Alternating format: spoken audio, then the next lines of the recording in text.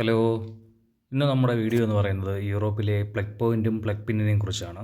നമ്മുടെ നാട്ടിലൊക്കെ കാണുന്ന സാധാരണ തരത്തിലുള്ള പ്ലഗ് പിന്നുകളും പ്ലഗ് പോയിൻറ്റുകളും അല്ല യൂറോപ്പിൽ. തികച്ചും വ്യത്യസ്തമായിട്ടുള്ളതാണ്. അപ്പോൾ അതിനെക്കുറിച്ചുള്ള വീഡിയോ ആണ് ഇന്ന്. നമ്മൾ സാധാരണ നാട്ടിലേക്ക് മൊബൈൽ ചാർജറുകൾ അതിൻ്റെ കാലിന് നീളം കുറവായിരിക്കും. അതുമായി ഇവിടെ വന്നു കഴിഞ്ഞാൽ നമുക്ക് ഇവിടെ കുത്തുവാനായിട്ട് വളരെ ബുദ്ധിമുട്ടായിരിക്കും. ഇപ്പം നമ്മൾ നാട്ടിൽ നിന്ന് യൂറോപ്പിലേക്ക് ആദ്യം വരുന്ന യാത്രയിലായിരിക്കും നമുക്ക് ഈ ബുദ്ധിമുട്ടുണ്ടാവുക. നമ്മളിവിടെ എത്തിപ്പെട്ട് കഴിഞ്ഞാൽ പിന്നെ വേറെ വിഷയമില്ല, നമുക്കിവിടെ നിന്ന് വാങ്ങിക്കാൻ പറ്റും. അപ്പോൾ നാട്ടിൽ നിന്ന് ആദ്യം വരുന്നവർ ഇതുപോലെയുള്ള മൾട്ടി പിന്നുകളോ കാലിന് നീളം കൂടുതലുള്ള പ്ലഗുകളോ ചാർജറുകളോ കൊണ്ടുവന്നാൽ നമ്മൾ എയർപോർട്ടിലൊക്കെ നമുക്ക് ചാർജ് ചെയ്യാൻ പറ്റും. എയർപോർട്ടിലൊക്കെ കൂടുതലും ഇതുപോലെയുള്ള പോർട്ടുകളാണ് നമുക്ക് ലഭിക്കുക. കണക്ഷൻ ഫ്ലൈറ്റ് വന്ന് നമ്മൾ ഫ്ലൈറ്റിൽ ഇറങ്ങുമ്പോഴത്തേക്ക് അപ്പോൾ അവിടെ നമുക്ക് ചാർജ് ചെയ്യാൻ പറ്റാത്തൊരവസ്ഥ ഉണ്ടാവും. USB പോർട്ടും C പോർട്ടും ഒക്കെ കാണുമെങ്കിലും വളരെ കുറച്ച് മാത്രമേ നമുക്ക് കിട്ടത്തുള്ളൂ അതുപോലുള്ളവ. അപ്പോൾ നാട്ടിൽ നിന്ന് ആദ്യമായിട്ട് യൂറോപ്പിൽ വരുന്നവർ ഇതിനെപ്പറ്റി ഒന്ന് ബോധവൽക്കരിക്കാൻ വേണ്ടിയിട്ടാണ് ഞാൻ ഈ വീഡിയോ ചെയ്യുന്നത്. ഞാൻ ആദ്യം വന്നപ്പോഴത്തേക്ക് ഇങ്ങനൊരു ദുരനുഭവം ഉണ്ടായിട്ടുണ്ട്.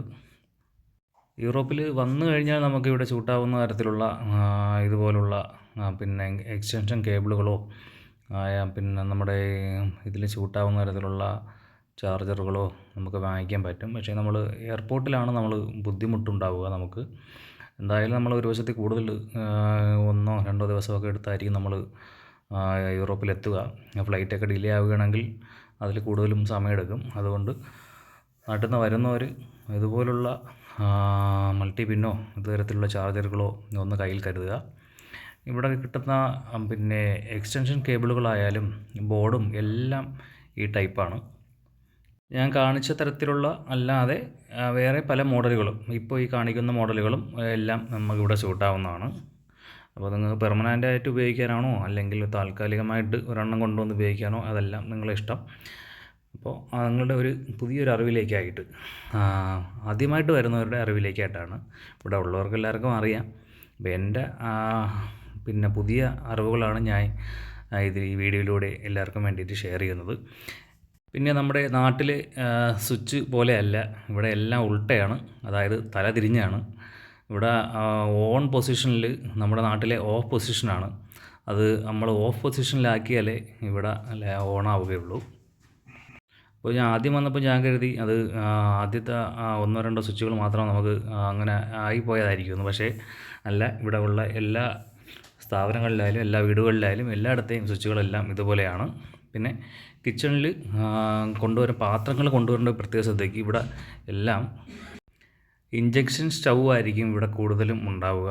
ഗ്യാസ് സ്റ്റൗവൊക്കെ വളരെ പിന്നെ കുറച്ച് പഴയ ബിൽഡിങ്ങുകളിൽ മാത്രമേ ഗ്യാസ് സ്റ്റൗവ് കാണത്തുള്ളൂ.